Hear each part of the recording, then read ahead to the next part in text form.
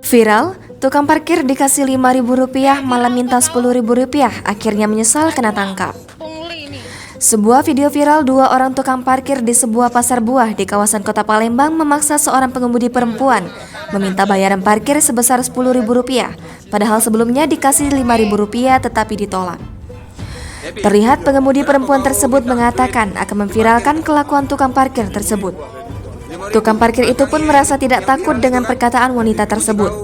Video tersebut diunggah oleh sebuah akun Instagram @palembanginfo pada Rabu, 5 Januari 2022. Tidak membutuhkan waktu lama setelah video tersebut viral, si tukang parkir sudah diamankan pihak kepolisian. Terlihat dua orang tukang parkir yang diamankan petugas tersebut terlihat menangis dan menyesali perbuatannya.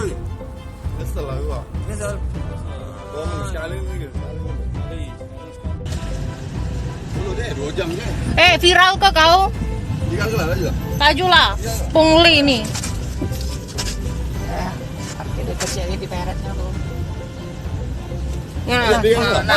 Takut aku ya lah. Nah, sinilah aku nunggu tak takut. Oke. Depi, Iya, Pak. berapa kau minta duit di parkir itu? 5.000 ada dijual. 5.000. Magang ya yang viral itu kan?